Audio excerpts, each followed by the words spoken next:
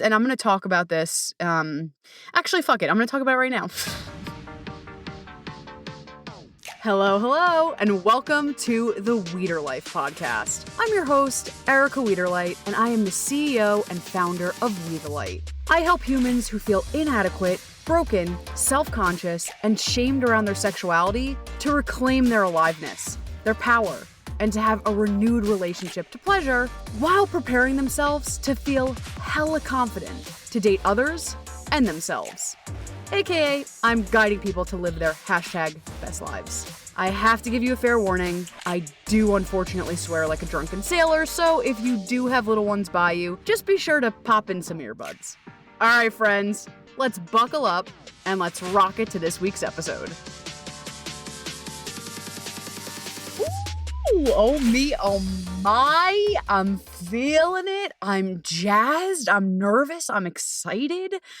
I'm feeling the feels. I'm feeling the feels because this conversation is, well, it's actually very simple, but it's deeply affected me and my practice, to be completely honest. So I think I love it and I want to do it justice. You know, it's a perfectionist in me that's like, I want to talk about it to the best of its ability. And I'm just excited because this work the archetype work has deeply and profoundly was one of the tools that actually stretched me. You know, we could always talk about like growth from the brain, and that's great, but it's kind of like, all right, now what? You know, you're kind of like dee-dee-dee. You know, like, I want to grow, I want to let go of anxiety, da-da-da. And it's like, cool. You know, like, what does that mean? What does that look like in real life? You know, like we could circle around and round and round. I'm a Virgo. I love to dissect, think about all the things. But the archetype work actually helped me take concepts, you know, take things conceptually and embody it. And that's where like the real healing, that's where the real stretching comes from. So I feel both nervous of like, I want to do this justice, and also excited because I'm like, I love it so much. Also, I'm the biggest fucking ham sandwich on the planet. So I think it makes sense why I love this work. Like every time I have a client that's an actor or had an acting past, they're like, yeah, you realize this is scene study, right? And I'm like, I know, you know, like, because, you know, I'm asking, but the cool thing is I'm asking you when we do this work to embody certain pieces of you. And really that's good acting too. But we'll talk about, I have some thoughts about this, some thoughts about, you know, how acting and this work ties together. That could be a whole other podcast. Cause honestly, this is a sidebar, but between you and I think the best actors, or ones that I really jam with, it's the same thing, you know, like they're breathing, they're in their bodies, they're all the things. I could just talk. That's for another day. You know, I'm like, we'll bring that to acting school. That's neither here nor there. But this work is about being embodied. It's not just, being a talking head and talking about like, I want to change this. I want to change this. It's like, okay, like let's embody it then. What does that look like? How does that really show up? And I think in a gentle way, like not even though I'm screaming at you, I'm like, not in an aggressive way, like as I'm fucking screaming at you because I'm so jazzed about this topic. It's funny, I started this podcast and I was like, oh, I'm so cold, I'm shivering, and now I'm sweating because I'm like, let's talk about the mother effing archetypes. Let's talk about them. Like, let's give them something to talk about. Okay, so let's do this. Let's chit chat about the archetypes and why I love them so much and why I think they're an amazing healing tool. And, you know, the archetypes are awesome, especially like the glamorous, fabulous archetypes, like your money queen and your hero, or, you know, your inner champion or your lustful lover. It's funny, there's so many different ways to get into the archetypes. And if you want to check out, first of all, you know, check out my work because duh. But there's so many different schools of thought on this. And it's funny because, you know, we talked about a few episodes ago with Amber Leitz, you know, she teaches the erotic blueprints. And those are in some ways also archetypes. You know, it's like you have the kinky, the sexual, but also I'm thinking of what comes to mind is I'm thinking of Sheila Kelly, who's the owner of S Factor. She also has archetypes. And it's funny, I didn't even think of this, but this is a little bit informative of my work, but mine's a little bit a little bit different. But it's funny, so S Factor is a movement, a sensual movement class, and there is pole in it, but it's not like bada bing, bada boom. Like, you can, do crazy tricks. My ass, when it was trick time, I went to the gift shop. This is a sidebar. But so I took pole for many years. I took S Factor for many years. And if you're there for many years, like, you get to advanced level pole because you're there for years. So I saw some of these women I was like, this is fucking beautiful. Like, you would be moved to like tears, like kicking their face, doing just the coolest things. Where's Erica? When it was like, all right, Erica, your turn. I was like, oh, I suddenly have to go to the bathroom. Oh, I saw a beautiful sweatshirt in the gift shop I must be getting to. But it was cool. This is, we can make a whole conversation about this, but it was interesting because for me, and why I liked, there's every school of thought can be fantastic and also can be problematic. But what I did like about S Factor, again, I have some beef with some things, but what I did love about S Factor and the fucking amazing teachers, especially in New York, holy shit, just amazing, amazing, amazing teachers, but they lovingly were like, what, how do I say this? It kind of was like, all of my shit that I was having that was in my face was coming up on the pole. It was like all my resistance of like this and this, it was right there. So the class, it's funny, it's a quote unquote workout class, but it's deeply healing and deeply amazing. Actually, if you want to check out I know we talk about this a lot, but if you ever want to like get a taste of some of these works, there's an awesome Netflix documentary. I have thoughts, of course. I always have thoughts. But some of it's S Factor and then some are other pole studios. It's good storytelling, the other pole studios, but S Factor specifically. Again, I have certain thoughts and comments about some things, but the work itself can be really healing, can be really beautiful. If you want to just are interested, there is an amazing Netflix documentary. It's called Strip Down, Rise Up, I believe. Yes, if it's wrong, I will fact check myself. Strip Down, Rise Up, that's on Netflix. And I know we talked about this with the Amber episode, but if you are interested in like more of the erotic blueprints, there is a little mini series also on Netflix. So gear up that Netflix membership and watch Love, Sex, and Goop. That shit, oh man, it's so good. It's so good. But I went on that whole fucking Erica was at the gift shop pole tangent. It actually was funny, and that's like very on brand for me. I'm like, I've been suddenly sick. I can't do the pole right now. But where did I get there? Oh, so what was really cool about what I loved about Sheila's work is, in the first beginning classes, they teach you more of the moves. And then as you get more advanced, they teach you different archetypes. And, they kind of talked about like all of the archetypes live within us, but like, who do you want to embody today? And that was deeply healing for me because I gave myself permission to embody archetypes that I may never embody. And especially in a way of like dancing like that. It was super empowering. And I loved it. The inner actor loved it in me because it's not like you just go in workout clothes and you embody this character. Oh, no, Nanette.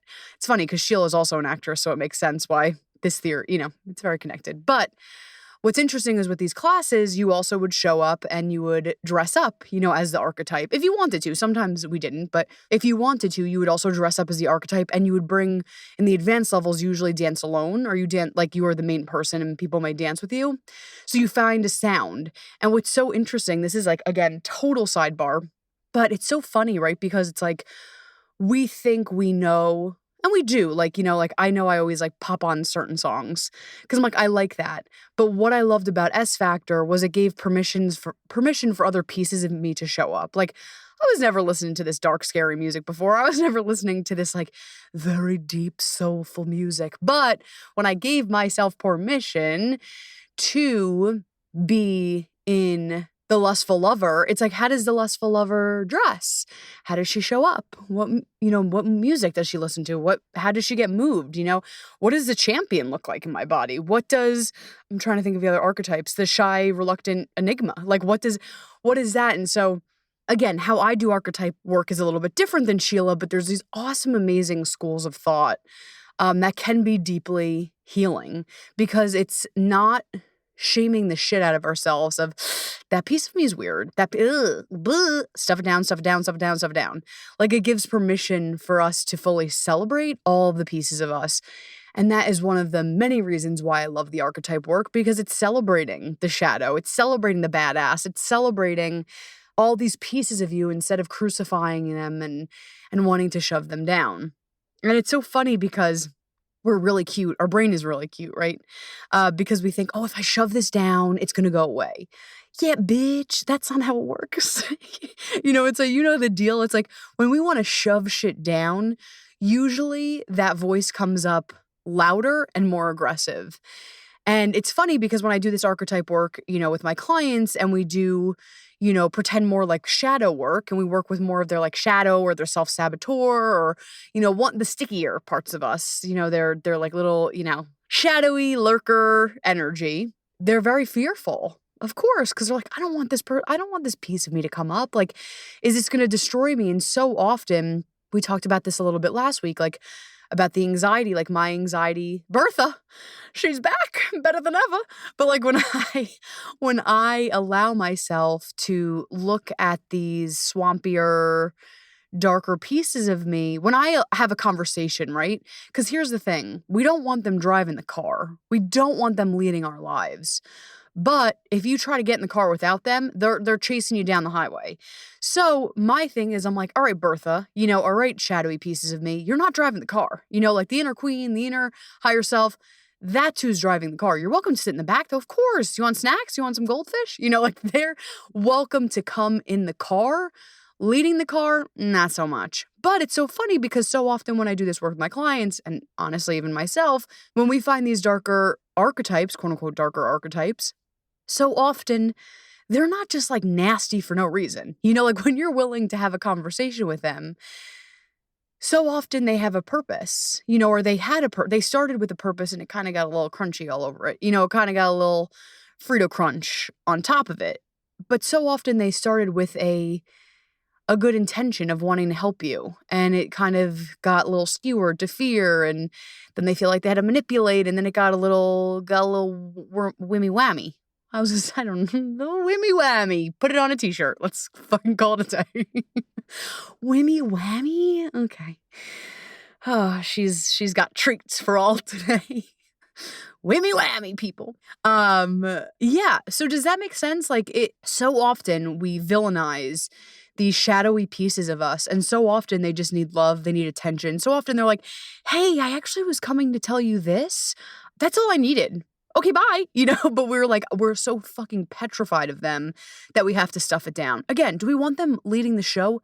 Hail to the no. If Bertha, and if you don't listen to last week's episode, Bertha is the version of me. She's not necessarily my anxiety, but Bertha's like, homie has, the foot on the gas for my anxiety. So she's not necessarily like my anxiety archetype, but she's like, like she's just such a bitch. I say that out of love. Like, Erica, should I press this pedal of anxiety?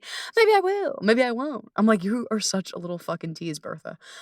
So Bertha is kind of like my trigger into my anxiety. But when I talk to Bertha's not mean. She's very fearful. And it comes from a place of she wants the best for me. She wants me to thrive. She wants me to survive. And so she's womp womp energy. And so I wouldn't, if I crucified Bertha and been like, bitch, you're never coming back, she'd be like, I'll see about that. So it's like, I have to have a relationship with Bertha where I'm like, B, what's going on? What's happening? And that's with all of my archetypes. That's with all of the pieces of me that live in me, the good, bad, and the ugly. And I even hate saying good, bad, and ugly because they all serve their purpose, but I think you get what I'm saying. I actually like to think of it like this. It's kind of, it's a fun way to think of it. So I think of it as this like decadent banquet hall, like Versailles. I was hesitant to tell this tale. My sister's gonna be like, I'm gonna kill you. But so one time, I know you're very interested, but I was like, it's like Versailles. And I'm like, well, I haven't been to Versailles. Most people haven't. But I was very close. I was very close to being in Versailles this one time. And one time my sister got very drunk at the Eiffel Tower and I had to watch her.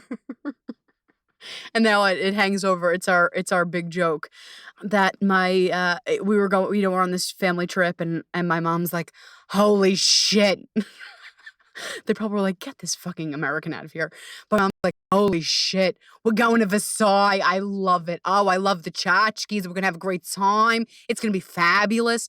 And so I was like, "Yes, how amazing." I'm like, "I'm going to Versailles." I was so jazzed. And the night before, we went to the Eiffel Tower, and my sister, there she was. And I was like, "Oh, you are a treasure right now." And then I was like, "All right, all's well." Next day she wakes up and she's like, "Oh, no, no, no."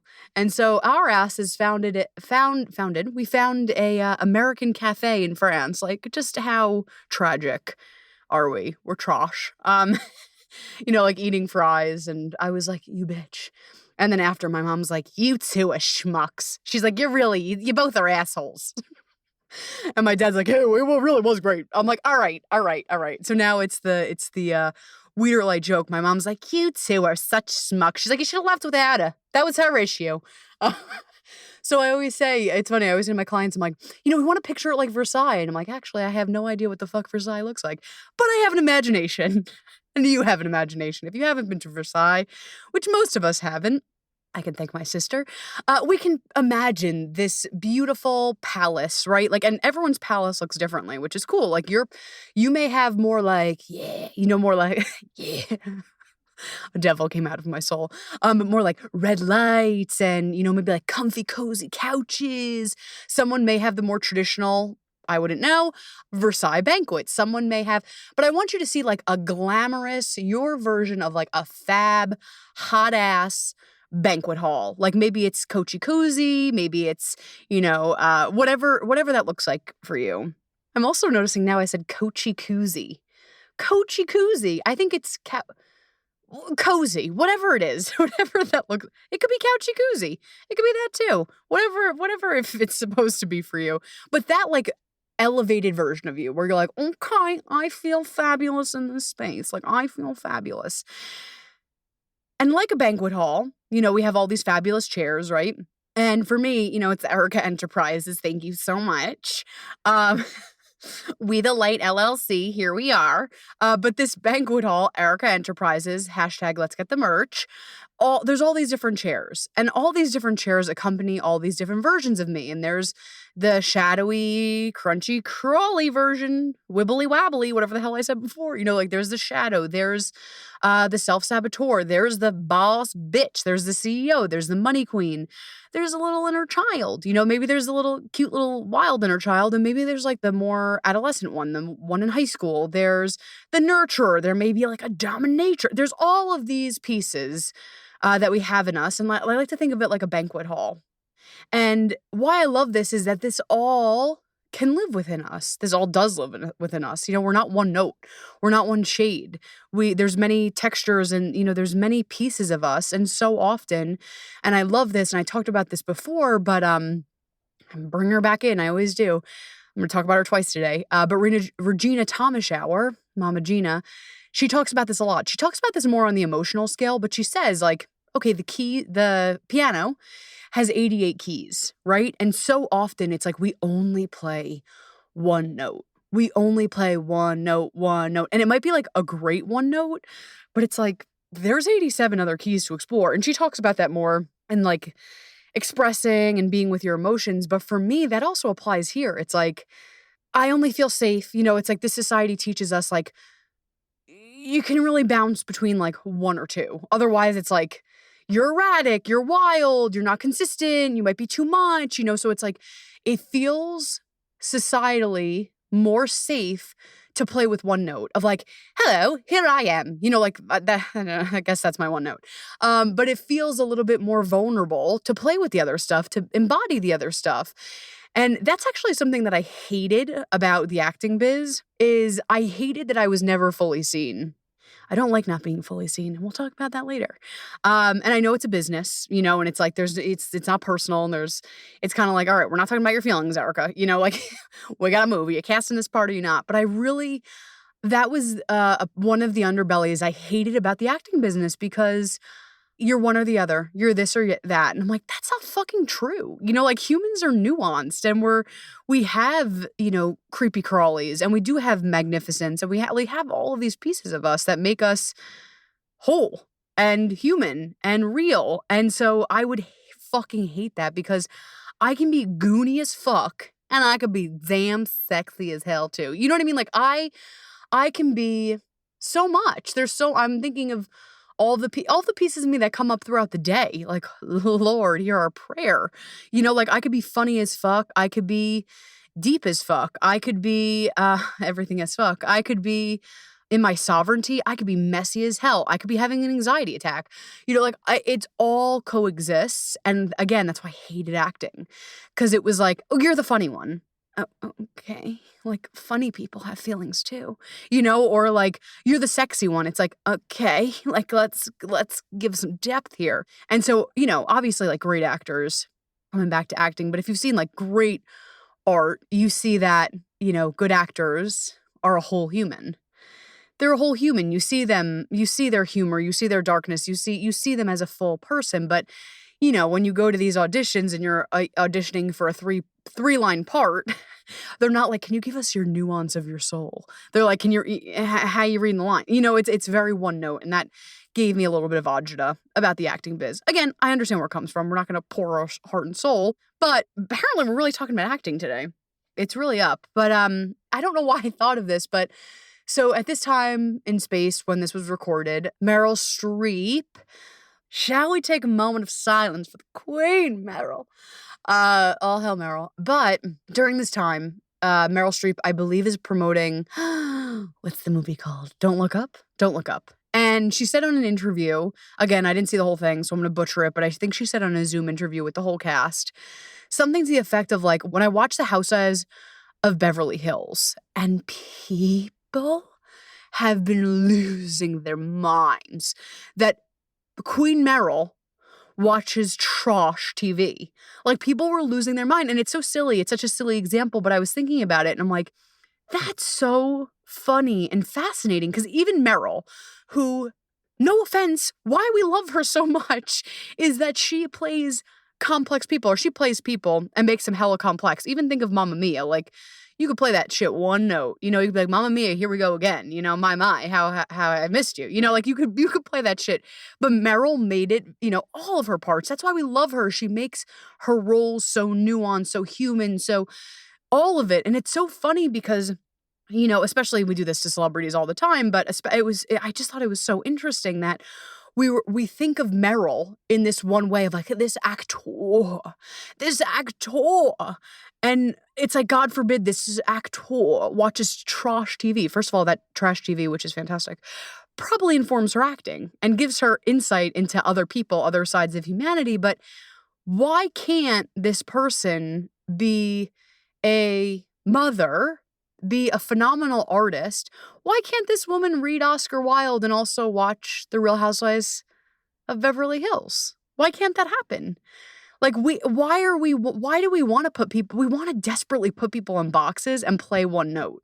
It's like, no, Meryl, just please read Oscar Wilde. Please just be an actor. Please, please. But that's actually not why we love her. We love her because she is so nuanced. She does show so many sides of herself. And I just thought that was so fucking interesting because I'm like, this is why she's a great actress, because she is open and she takes all of these pieces of her. But it's interesting because sometimes in society we feel really fucking uncomfortable when there's different sides. That when we show different sides, but when we see other sides, we're like, put that in a box. Please put that in a box. It's really uncomfortable. And I know that's happened to me. And I'm going to talk about this. Actually, fuck it. I'm going to talk about it right now. Why wait? That's happened to me a lot over my life. I'm trying to think really when it began. I'm like, well, should I lay on the couch and get the tissues? Like it's a therapy session, but I don't know when it really, probably college was when it really began. And I am grateful because it was from a place of love and people being kind to me and loving what I was putting down. Not everyone. Let me tell you that. And that's the complex of being human. Some people enjoyed me. Some people thought I was annoying as fuck. And that's okay. That's being a human. But I wrestled with this relationship because in some ways I was so celebrated, but people created a brand for me that I didn't know I necessarily wanted to step into. So I was just being my fucking self. I'm like tip-tapping, doing my weird shit. And a lot of people, some people didn't, they saw me for my full self. They were like, what is this enigma of a human? And so they're like, she's like this. She's like this. That's a Weederlight thing. And again, it was a confusing relationship because I felt very like, oh my God, thank you. Like, thank you for it's coming from a place of praise, but I felt boxed in, if that makes sense. And this brand that I didn't want to, had no interest of signing up for, followed me, and it made me really like misunderstood. And it comes up here and there. I had a conversation probably a month ago with someone, and they're like, well, you wouldn't understand because of this, because you are like this. And I'm like, hold the fuck up. Like, that is a age-old story that someone made about me. I don't even know how to, I don't know if I'm articulating this properly, but it was such a weird relationship because, again, I'm glad people are like, I'm happy what you're putting down, but I felt so boxed in by this like type. And I think that's part of going to acting school. People are like, what is, people were down to be like, hi, I'm the belter and I'm going to sing you the song. And then my ass is like, hello, I'm wearing Tory Burch shoes.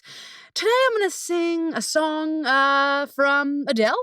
And tomorrow I'm going to do a comedy that you're going to laugh really hard. And the next day I'm going to make you feel pain.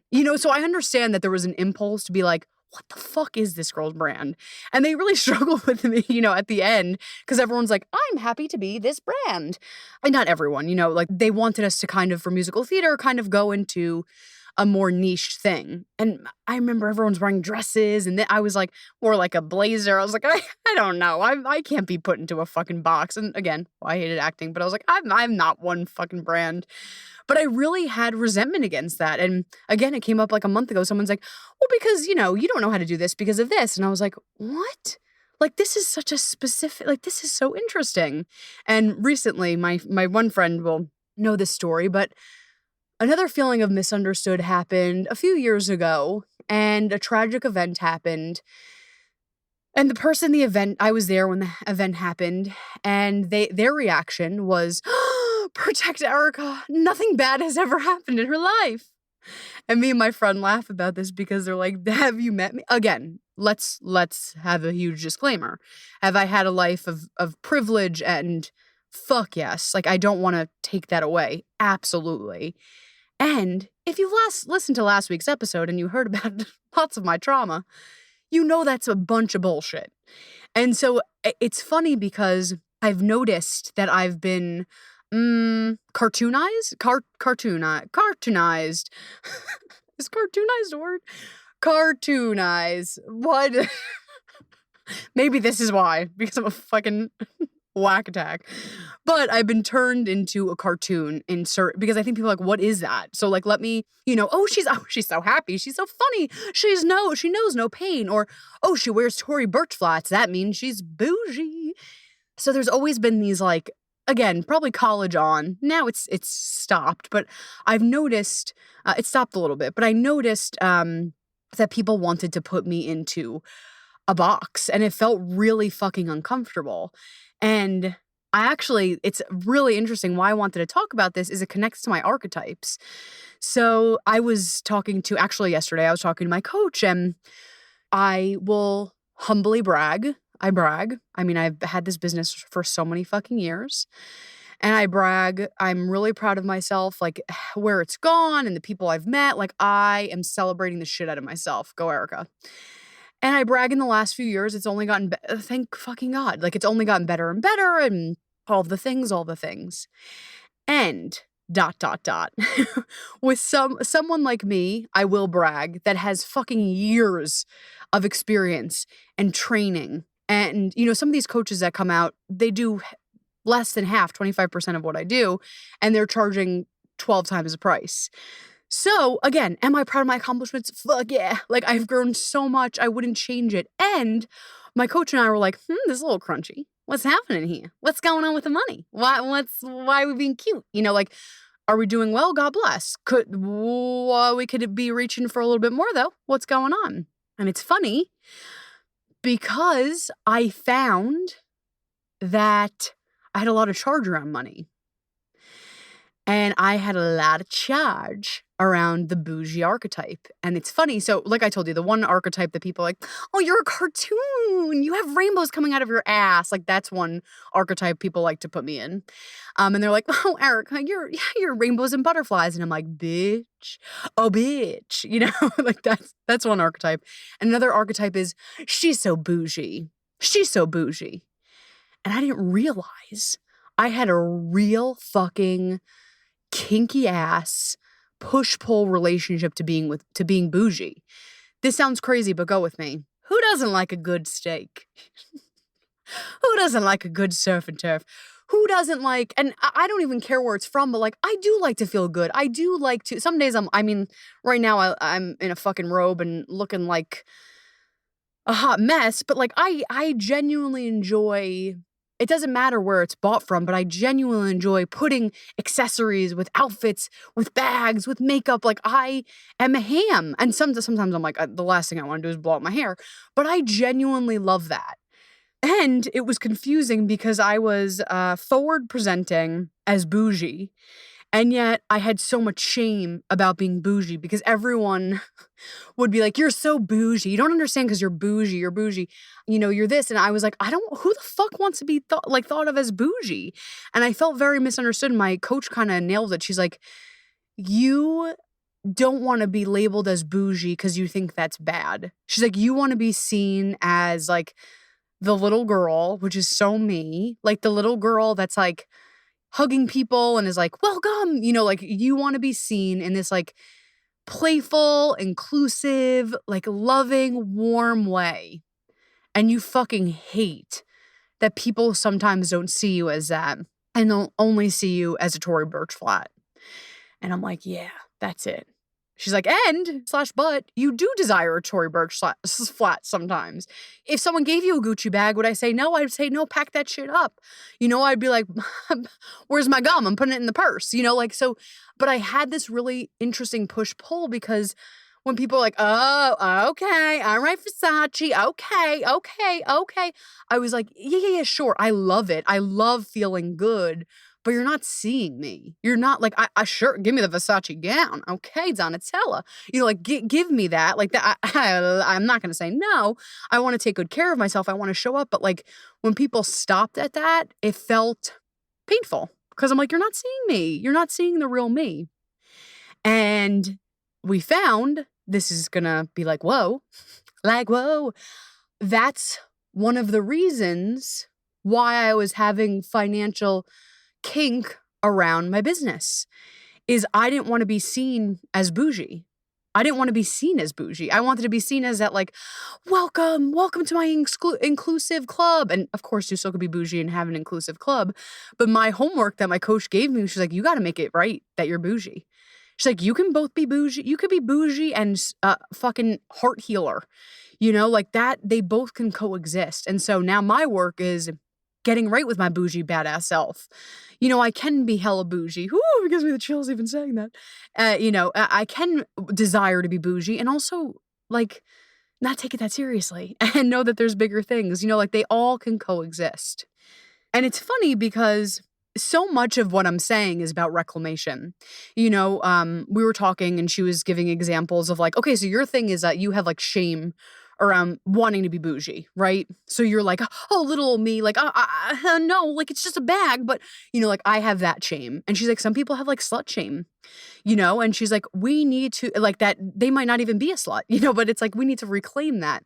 And someone that I've seen this geniusly do, again, we'll throw out, a shout out, we'll throw all the things, is Regina Thomashower. Fucking genius.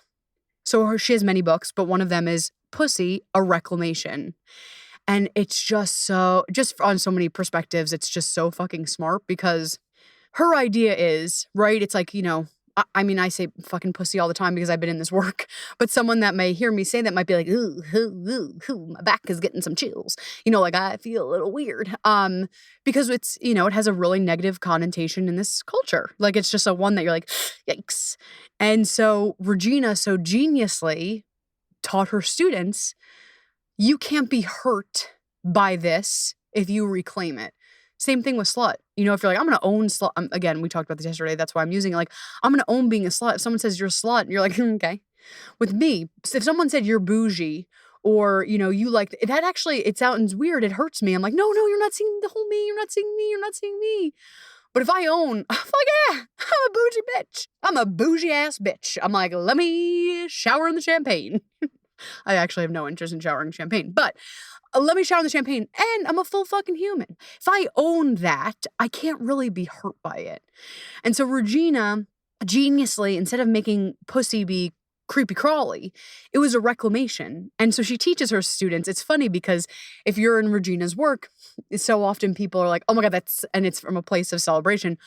Oh my God, I love that. That's so pussy. Oh my God, that is so pussy. And it's funny because you're like, like you have that, like that. Oh my God, isn't that supposed to be bad? But she uses it as a reclamation. She uses it for everything. She even has a tool. It's called pussifying. And it's essentially like glamour, like pussifying. How do I explain pussifying?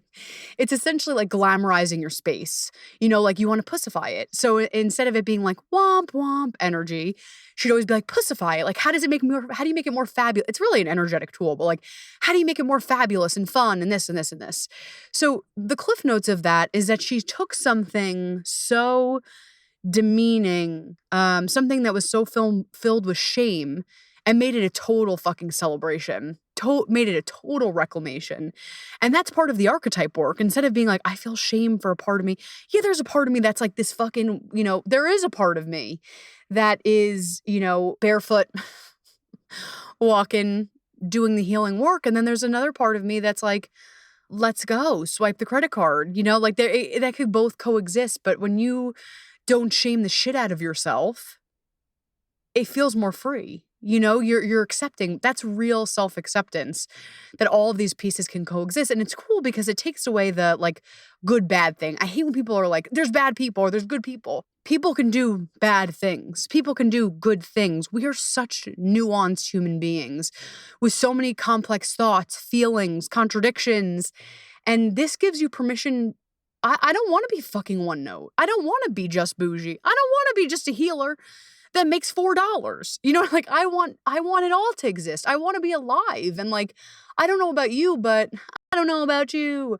But when I pass, and hopefully that's in a very long time, I'm knocking on wood, I want to be like, yes, bitch, you turned over every motherfucking rock and you lived. Like I don't want to play one fucking note. You know, like I don't want to play one note out. I want to be all of it. You know, like I want to express all of it. I want to live all of it. Why can't I be a bougie bitch that listens to classic rock, that sometimes does musical theater, that sometimes is in plays and does voiceovers and is a coach? Like, why can't I be all of it? And that's the healing work of the archetypes, is that it gives permissions. It gives permission for all pieces of you. Ooh, I get emotional. I like it. So for me, as you can see, it's deeply changed my life. And I've been working on this for years. And like I said, I had this conversation yesterday with my coach and I'm like, okay, archetypes, I see you. And with my clients, it's so cool because they get to see so many different layers of themselves. They see their shadow, their younger selves, their badass versions. And it's cool because I have them speak to them. I have them know them. And the stickier, creepy crawly parts, we invite them to have a conversation with them. Like, what do they need from you? What do they need? Why are they here? You know, like, why are they talking to us? How can we serve them? And so often, the lighter pieces, the more glam, you know, like I talked about, like the boss bitch, CEO, all that bullshit, all of those more like, yes, honey, like the more glamorous vibes. Okay, like the shadowy pieces, we kind of get curious around. It's like, okay, what do you need from me? How can I support you? Like, let's make some magic, you know, like let's work together. And the more sophisticated, yes, we want to get closer to them. Because here's the thing, I think I've talked about this before, but it's like, it's so fucking hot having desires. Like, it's just juicy. It's just juicy. First of all, I love desires because it teaches us about ourselves. You know, it teaches us about ourselves. And then if we follow those desires, it, you know, reminds us that we're worthy and deserving. But why I love desires so fucking much, it's usually not about the thing, right? So if I desire, pretend, $1 million business or multi-million-dollar business, which I don't know if I do, but go with me on this. It's not about the multi-mills. young money millionaire. It's not about it's not about the millies coming into the bank, though that is hot as fuck. And I could do lots of good shit with lots of millies. It's not about the millies. It's about who I have to become a young money millionaire.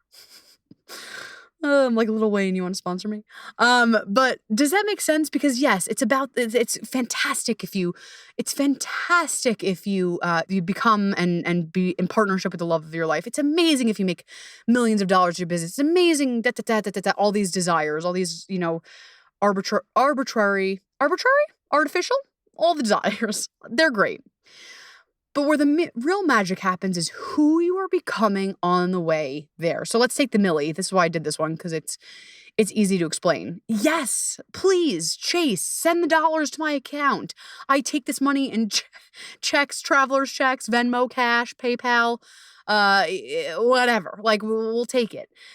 But it's who I've become to get that. Because if I'm going to step up into that energy and, a millionaire, a multimillionaire that like gives to charity and really uses their money wisely, I can't show up with the energy I'm showing up with now because I got weird fucking money mindset. I can't own that I'm bougie.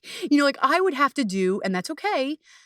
No shade, no shame. I would have to do work to show up as, and again, this is nuanced conversation because there's privilege and there's lots of things happening, but go with me. We're going to honor that. And this is also about who you are becoming to get that thing. So let's say love, same fucking thing. Okay, I want the love of my life. Oh my God, I can't wait for you to have it.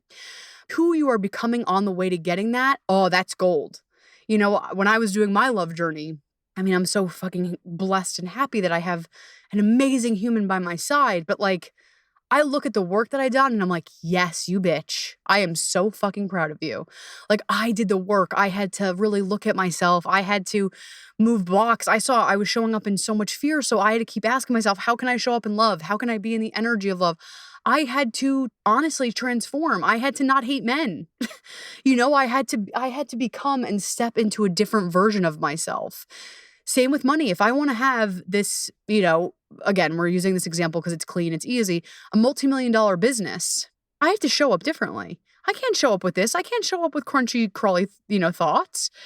You can, it still sometimes can happen, but does that make sense? It's who I would have to become. I would have to become the person that's confident in charging in my prices because fuck yes, I'm worth it. Fuck yes, I give people transformations. I would have to be confident in applying to these big agencies to be one of their top public speakers. It would stretch me in ways that are just juicy.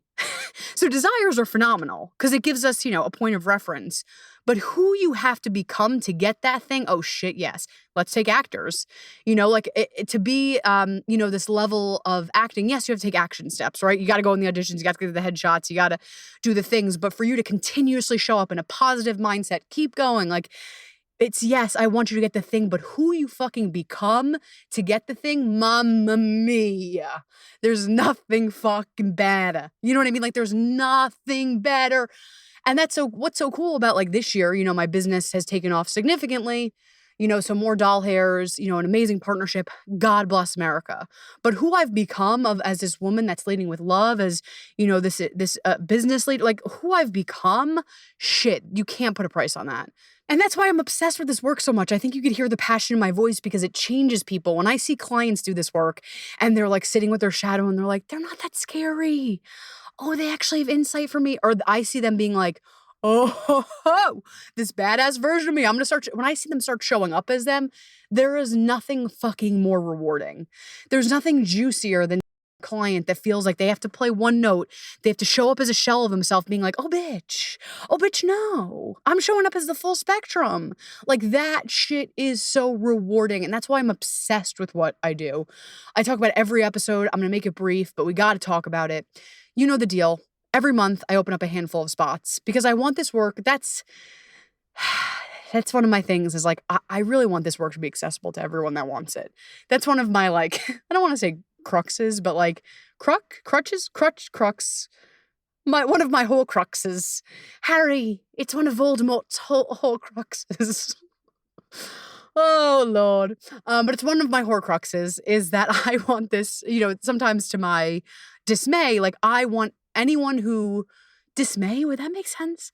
To my disadvantage, I would want everyone who wants this work to have accessibility to this work. And so that's why I do what I do. I have a shitload of free resources because I want you to have all the tools. So you know the deal. Go on my Instagram at @WeTheLight_LLC. Stalk the shit out of me. I have blogs. I have an amazing free ebook. It's a quick ass read, but it's jam packed with tools. So get that. It's free. We never have to talk. Get that on the website www.wethelight.org. And then what I do, you know the deal. Every month I open up a handful of sessions and then I close them because she's busy. But I want people to get this work. It's a free 60-minute session. It's a mini session. Maybe we talk about what you got from here, desires, all the good merch. And then we do tips, tools, inspiration, all the things. And at the end, we kind of talk like, are we a fit to work together? If we're not, all good. Now we're friends. If we are, buckle up. We're about to have a fucking amazing ride. So I wanted to put that into this podcast episode. I put it into all of them because I want this work to be accessible for all. So if that's you, if you're like, bitch, I am ready to live all parts of me, to feel fully expressed, to feel alive, you know where to find me, www.wethelight.org. And you could stalk me Insta at @WeTheLight_LLC. I'm available in all the places. I want to be accessible to you and I want to be a tool in your toolbox and your biggest cheerleader. So go, go, go. This fucking work is amazing. It's funny, this week I was, I think I was thinking, it's interesting how this works, but I was really thinking about the archetypes. And I was working this week and I was like, next week is going to be Halloween for my clients. So I instantly got onto Voxer. That's like a little walkie-talkie app. And I was like, get ready. We're going to embody your, all your different archetypes. And so this week, which is really exciting, next week, I'm having all of my clients dress up / do a ritual around the archetypes that they wanted to work with. So, and we did in a session, like, who wants to come up? Who feels really far away from you? So for some, they're dressing in like their inner royalty. Some's dressing up. I have someone dressing up as their and doing a ritual around their money queen. I have someone else dressing up as like a playful version of themselves, like all these different archetypes. And what I said, I'm like, first of all, come dressed to the call and that version of you. But I wanted them to do a little bit of a ritual. And Crystal Langan actually created, and she's actually be on the podcast next week. So it's perfect. So definitely listen to that podcast too, because we're going to be talking about all this stuff. But Crystal geniusly created a ritual around the archetypes. And so this is kind of like the mini. And I'll say crystals and then we'll go backwards. But what Crystal suggests is, you find an archetype that you really want to play with. And that sometimes is outside of you. So I know for me, I told you, like, apparently I need to do a bougie one too. But my CEO, like, I had a little bit like of weirdness around my inner CEO. I was like, I feel weird. So I was like, all right, I need to do a CEO retreat. And so what the retreat, how Crystal explains it, and I'll have her explain it more next week, is doing a whole retreat around this archetype. So let's take the CEO, let's take the money queen, let's take the inner royalty or the bad I don't care. It doesn't matter. And what you do, and I'll tell you what I did. So for me, I had the CEO. And so I did a whole day retreat. So what I did was I dressed up as like not like the stereotypical CEO, but like, what is We the Light CEO? What does she look like? How does she get ready in the morning? Like, what's her thing? It's like, does she do a workout? Does she not? Like, how does that person show up? How does she dress? What's her mindset like? What's her energy like? And it's, Crystal even suggests like, what do you do for lunch? So instead of just like housing down a salad from Trader Joe's or, housing down the buffalo chicken wrap from Trader Joe's, it's like for the CEO, like she's like, oh, honey, like she put it on a beautiful plate. Instead of me just chugging the kombucha, like I poured it into a beautiful glass. I listened to amazing music. I made sure, I had my work schedule, but I put in pleasure breaks. Does that make sense? So I gave myself, instead of being like, I'm going to show up as the CEO. It's like, no, I fully embodied it. Like, how does that person eat? How does that person talk? How does that person show up? What's their mindset like? What's their energy like? And so for my clients this week, I wasn't going to have them do a full retreat, but I said like, 20, 15 minutes before you get on the call, don't just show up and be like, hey, here's my outfit. I was like, I want you to do a little ritual. So let's take someone I know someone's doing the inner goddess. And so I said, you better take even longer because your goddess is like, likes to take her time and she's very slow. So I know, for her, she's like, all right, I'm going to make this a whole, like, I might even do an hour before. And I know, we've been talking back and forth on Voxer of what she wants to do. And she said, like, I'm going to draw myself a beautiful bath. I'm going to put rose petals in. Again, maybe I'll get like my drink and put it in a beautiful chalice. Instead of me just like slapping on lotion, I'm going to like beautifully put on lotion. I may put on a gorgeous robe. Maybe I'll comb my hair. Maybe I won't, like and I said, like, what music would that archetype listen to? So I have them, instead of just saying like, I'm going to wear this costume, because just putting on an outfit doesn't, it does a little bit, but it doesn't do everything. I want them to get into practice of like, what that person eat? How would they show up? What is the bridge between where you are and how they are showing up? And how can you show up? There's nothing wrong with how you're showing up, but like, how can you show up in more alignment, if that makes sense? And there's something that I love. I just want to throw homage and pay respect, because I love this theory. And this is by Marianne Williamson. She's a great spiritual teacher, but I took a course with her years ago, and I believe it was the Aphrodite training.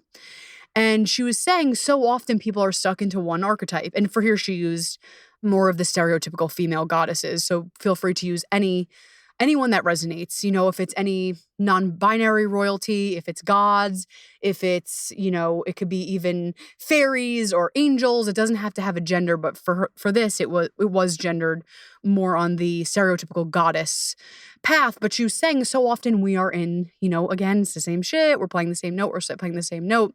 And her invitation was, when you're working and you're more in that Athena, if you know Greek mythology, Athena energy, how can you transition into Aphrodite? Because we are nuanced. We do want to play with so many different pieces of us. And for me, it's like, first of all, I'm going to come up at all points, all different flavors of me come up in different places. But like for me, I'm not necessarily, it wouldn't feel good to me. And again, if it comes up, no problem. But it wouldn't feel nourishing for me if I showed up in like my CEO energy with for a romantic weekend with my partner. Again, if they come up, I'm like, yes, honey, like, what do we want to put in the spreadsheet? But for me, and we don't want to, I'm not trying to oversimplify who we are, but it would feel more nourishing if I gave myself time to like really lean into like the lover energy, the Venus energy. I love those personally, do it for me. Though you might be like, oh, that does nothing for me. So like that softer, more yin energy may feel like really yummy and delicious for a weekend away. I can't really evoke that energy when I'm trying to have 5 clients a day and, I'm on 3 podcasts, and she serves her purpose sometimes when I'm taking a break, when I'm like, okay, it's time to give yourself pleasure, Erica, and nourishment. But it's nice why I like it too is it gives you awareness. Oh shit, okay, I'm really in my Aphrodite right now, and I'm in a loving space. I'd like to be in more of my, I'm at a workplace. I want to be in my Athena. Does that make sense? So apply that to wherever you're at, but it gives permission for all pieces of you to show up, but then you can lead with different places. I know now I'm more in my CEO energy. I mean, actually, I'm kind of more in my artistic flow because I'm, doing this, but like today I'm more in my CEO energy. I need shit to be done. And later I'm seeing my partner. So I don't want to stay in this energy all day. I don't want to. It doesn't sound fun. So I'm like, but right now I could play with the CEO energy. And then later today I could transition into a softer, more playful, more open. And again, it's not one note, but it allows you to have permission and language around transitioning and feeling safe around transitioning to different spots, different pieces of you. So before we wrap, I wanted to give you a little tool, because I know we talked about a lot, and I don't want this to just sit in your head and be like, my archetypes, what the fuck does this mean?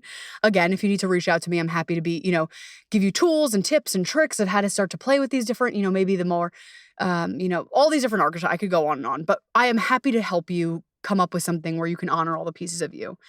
And before we wrap, I want you to think about one, there's many. But the one that's just like percolating, that's coming up, one of the versions of you, the higher selves. The one that feels like, okay, this is accessible right now. And I'm curious, and you could pause me at any time, like, what does this person look like? Meaning, like, how do they show up? How do they dress? What's their energy like? What's their mindset like? Like, I'm curious, like, what is that version of you like?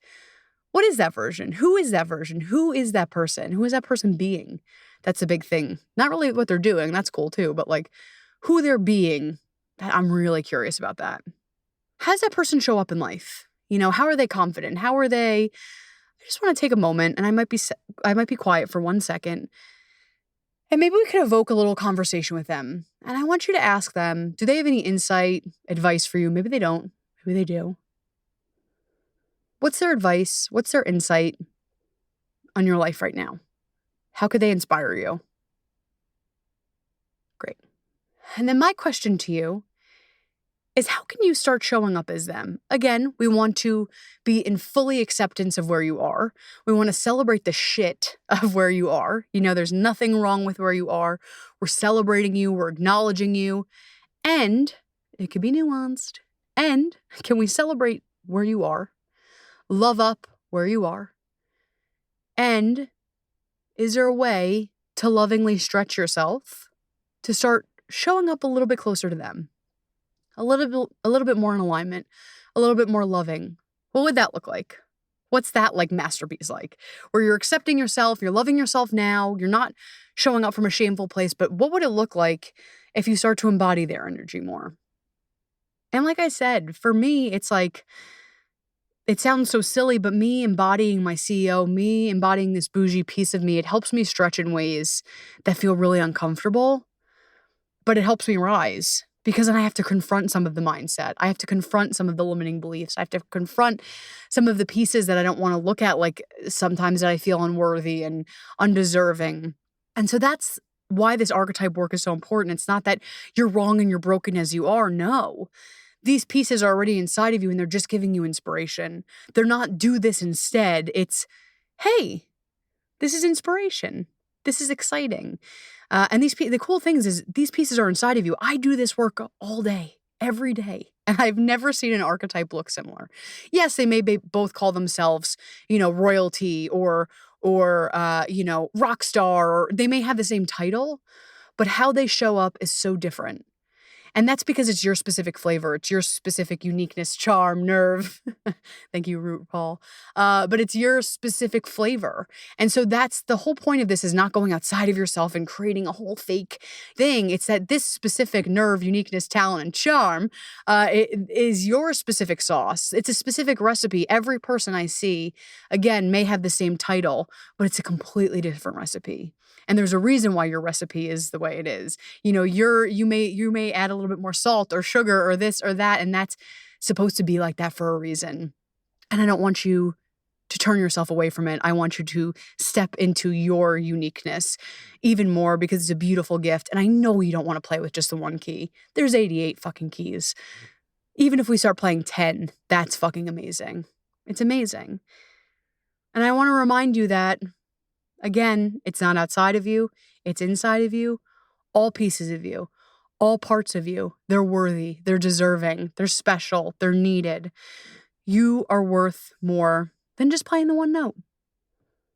You're worthy of more than that. You're worthy of feeling alive and rich and in pleasure and joy and feeling, tasting, smelling, touching it all. You're worth that expansion. And I know I talked about this before, and I think you feel the same way.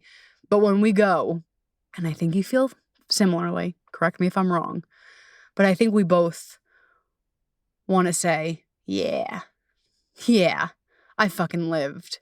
I lived. It was rich. It was fun. It was expansive. Sometimes it was hard as fuck. I grieved. I was rage. I was in rage. I was in love. I laughed. I cried. I felt all the things. And I think you want to live that way too. And you're deserving and worthy of living a rich, joyous, full life. I'm here for you. I fucking love you.